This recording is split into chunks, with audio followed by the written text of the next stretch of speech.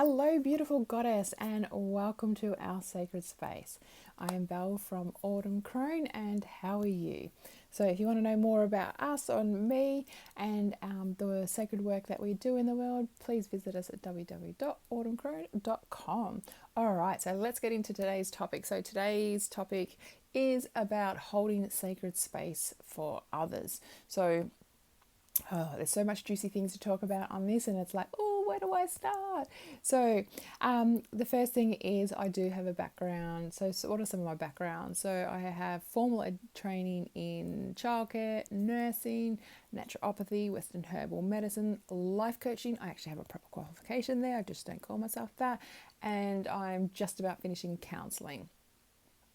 I think that's all. So then there's a lot of other, qualified ones and all that sort of stuff. There's heaps of those there, Reiki Master and all that kind of stuff. So holding sacred space, I've held women's circles since 2009. I've done them in person. Still do them online. We do that in our Autumn Crone temple in our sacred space. If you'd like to know more, visit our website. So holding sacred space, but even so, more so, not so much in a group setting, but even, when somebody comes to you and they're upset about something, whatever it is, and it's one thing, have you ever noticed when you give advice to someone and they don't take it? You know what I mean? So this is about that. It's taken me a long time to work this out. I seem to be one of those people that strangers come up and tell me their life story. People tell me their deep, dark secrets. I don't ask for them, but and I tend to forget them because I don't need to hold on to them, because some of them I'm like, holy crap, yes, there's some big, dark secrets out there. And and I used to try and help people and want to fix people, that people pleasing, that fixer, don't want people to suffer, you want to take their pain away, which is really detrimental. We're taking someone else's pain away is also taking away their lessons as well. So, but yeah, I used to give advice, and then I noticed people didn't take it. And then I used to get really shitty because I'd put a lot of effort and work into giving advice and they wouldn't bloody take it. So I have learned over time that, getting old and getting wise, you get a lot more experiences in your belt, and then plus, through life coaching and counselling, learn a few things too. So it's not, the best thing you can do is not give advice in the way of expecting the other person to take it and do what they will. Like, I will still give advice, but I'll ask the person, in the conversation, would you like my advice? But I also go, it's up to you what you do with it, because I'm not you, right? And then I'll give my opinion if they say yes. But that's just it. It's your opinion. The thing about holding sacred space is about holding a space, physically and energetically, to allow that person to be themselves, to unravel for a bit, to unpack what's going on, right?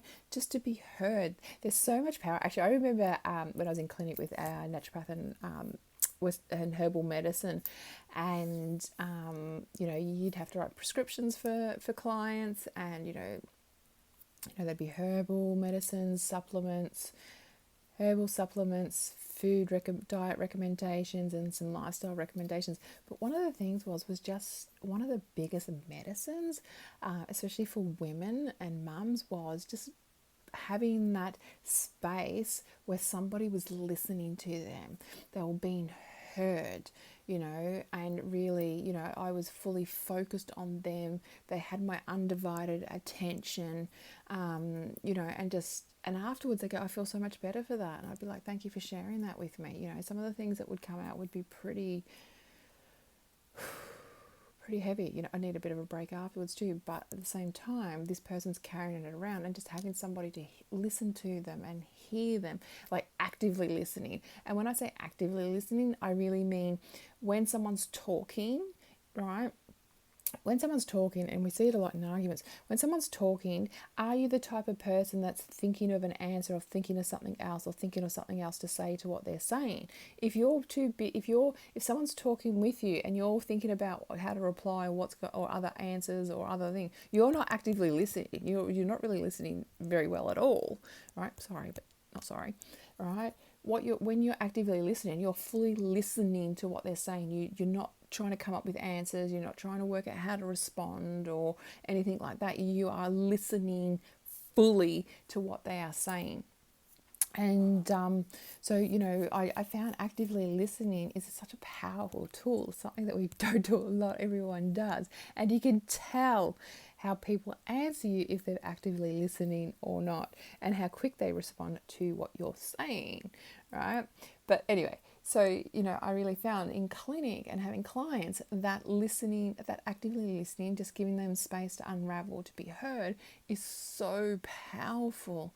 It's like, think of it yourself. How do you feel when someone really listens to you and you felt heard? Especially when you're pouring your heart out and pouring your soul out, or expressing how upset you are about something. Just feeling heard is really powerful. And but how does it feel for you when you are doing that, pouring your heart out, and it doesn't feel like the other person's listening? It feels, for me, how does it feel for you? For me, it really feels like I'm just banging my head against the wall. Why should I have spoken? It really doesn't feel like I've been heard. And sometimes we just want to be heard, right? So having space for somebody is just about really listening, actively listening to them. It's about allowing them to be themselves, to express what they're saying. And if they say something, there's no judgment here. It's just, we all have shitty feelings. We all have crappy feelings. We all get a bit caught up in our head and in situations and all that sort of stuff. And, the more that we can just provide that space to allow people or a person to be themselves and to say things without being judged and all that sort of stuff, it is really powerful. It is so deeply and profoundly powerful and healing. Now, the other thing is, it is not your job to heal somebody else, right? You can provide space for them, right? That provide that sacred space for them to be them, but it's not your responsibility to heal anybody, really. Yes, I can call myself a healer, but at the same time, my responsibility is to guide women, to support women, but ultimately, they're the ones that do the work. I'm just here as a support worker or a guide worker, but I'm not the one doing the work. They're the ones that do the work. And I truly believe, and it's actually, part of our counselling training, is we're not here to provide the answers, because we believe, and I truly believe this anyway, way before I came up in the studies, is that you are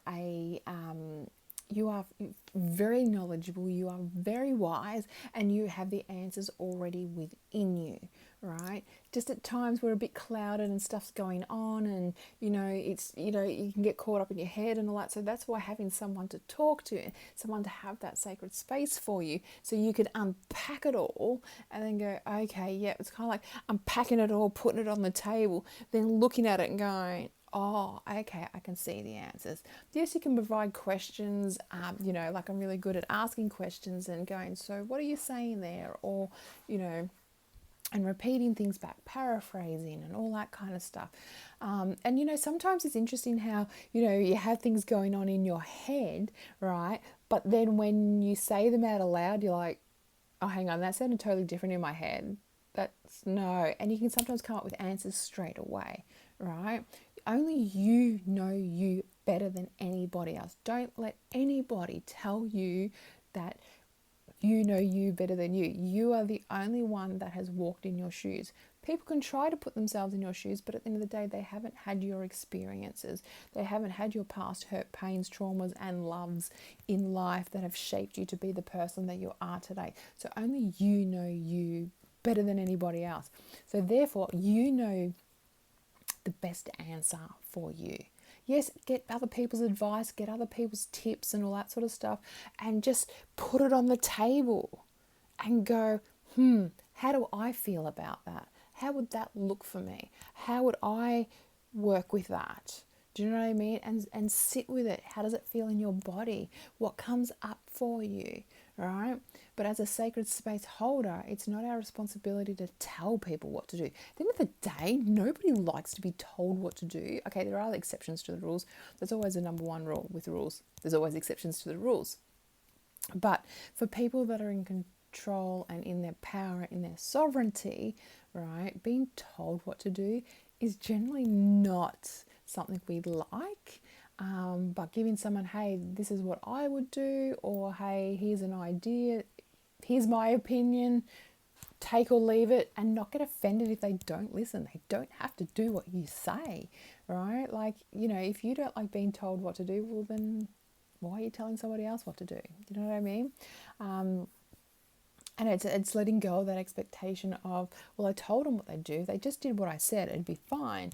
It doesn't work that way. And I'm pretty sure if you're saying that, you're not the type of person to take advice of other people and do what they say either, right? So, but the best thing we can do is have that. And it's up to you. Let me know, like, that belief that we have the answers already within us. It's just unpacking them and finding them, but it's having that sacred space to do so. So really listening to people, really just allowing them to be them. It's really powerful. I really feel counselling and even life coaching to a certain extent are classes that we should have had in school, being taught. I think counselling has some really great communication skills, how to really listen to other people, how to hold sacred space for people, how to allow people to explore their own inner knowledge, explore their own inner wisdom, to allow them to be able to express it. We're so taught to be external and find outside answers and all that, and they can be helpful, but again, it's about taking those answers and putting them in with you and going, how do I feel? How does this resonate for me? How's this going to work for me? And really that self-trust, right? We're so not taught that inner trust and trust in our intuition, and that there was something that came up. Oh, it's gone. It's gone. Hang on, more coffee.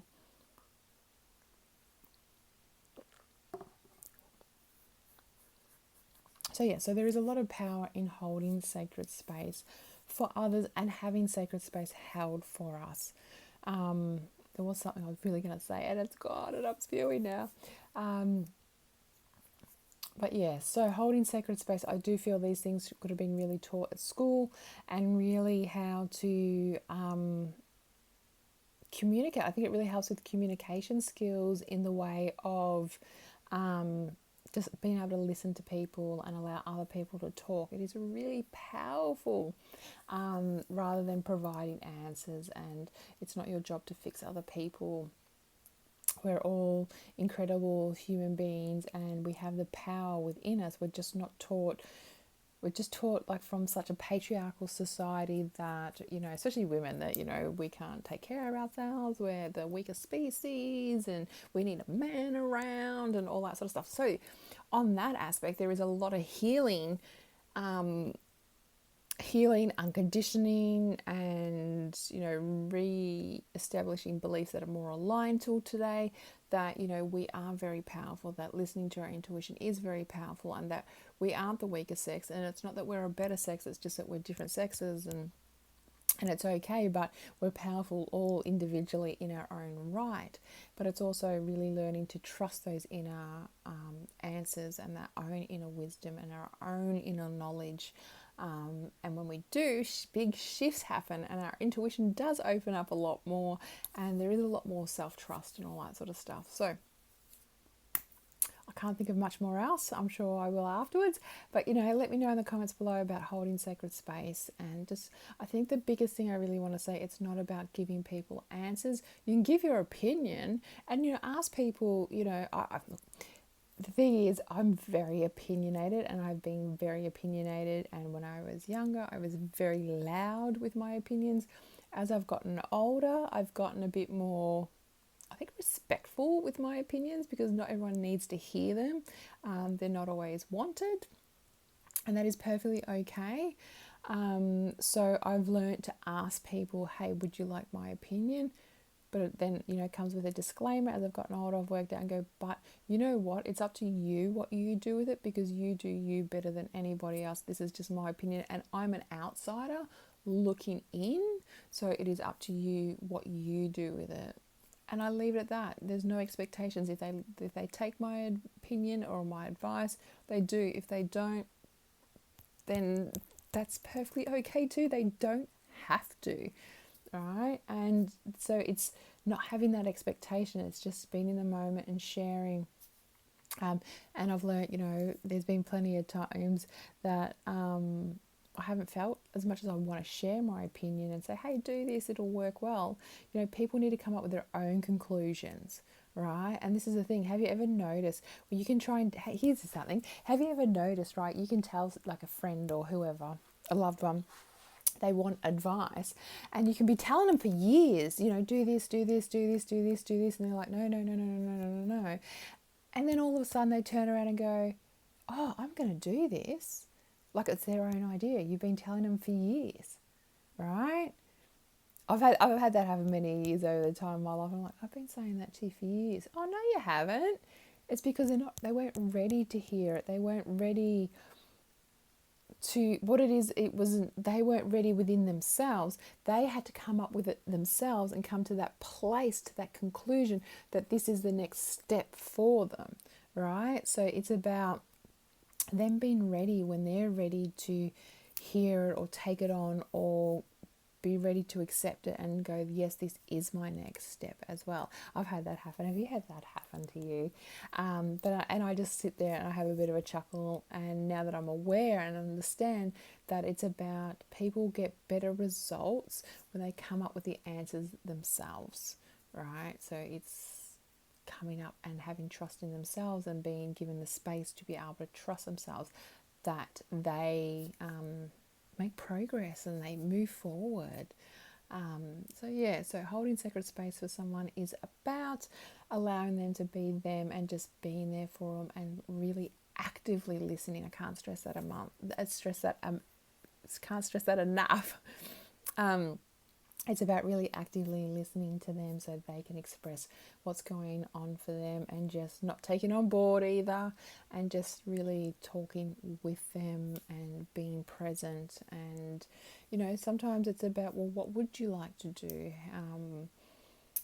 In an ideal world, what would your dream come true to move through this? And just explore things with them and just see where they're at. Or it could be just holding. Oh, that's the other thing I was going to say earlier. I remembered, is silence, the power of silence, right? It's really interesting. So when you're in a conversation with people, especially when you're holding sacred space for someone, do you ever get that awkward silence? Or when it falls silent, do you feel like it's awkward, or do you feel like it's okay or comfortable? Because I know for me, it's taken me a very long time to be comfortable with silence. And it was through my counselling training that I really learned the power of silence.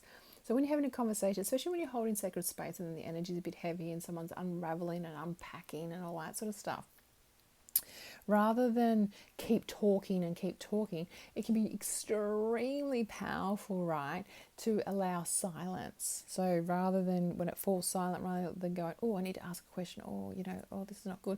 But the thing is, when someone's in that space and, emotions are really heightened and there's lots going on, there's a lot of process going on. There's a lot of, it's kind of like it's over processing. The zoom, I call it, especially with having ADHD, I call it zoom. There's things flying around, and what about this, and what about that, and oh my God, what about that? Oh no, and all that sort of stuff. So having some silence at time can allow the person just to process and allow things to come up even more and come up with their own answers. So there is a lot of power in having silent moments. It's also really interesting, the other side note with kids and that as well, rather than doing all the talking, it's amazing. A lot of us get uncomfortable in silence, so people just keep talking as well. So it's really interesting when you embrace the power of silence, how people react or respond in those situations and what they keep talking. I know I just keep dribbling shit But I've really learned to stop doing that and allow the other person or kids or whatever, whoever, to talk. And it's really amazing what comes up from the power of silence. It is a skill I've worked on for a couple of years through my training. But I've really noticed there's a lot of power that comes out of it, and it's amazing how giving the person that sacred space, that sacred silence, how their own inner wisdom and knowledge can come through, and how their own answers can come through too. All right, gorgeous goddess, let us know in the comments below. How do you feel about this? How are you about holding sacred space? What were some of your takeaways from this? Or, even add in some, if you've got extra insights. I definitely don't know everything. The more I learn, the less I know. And, and that's why I love in the Autumn Crone Temple when we have circles and all that sort of stuff. Yes, I hold the space. Yes, I have a bit of a layout and all that sort of stuff, but I am not the only one adding to the knowledge and the wisdom, because the other women in the sacred space add their insights. So I'm learning constantly off them from their own experiences and their own inner wisdom and knowledge, and that's why circling with women is so magical and so powerful and so inspiring. If you'd like to know more, visit our website at www.autumncrone.com, and I look forward to connecting with you. Lots of love. Bye.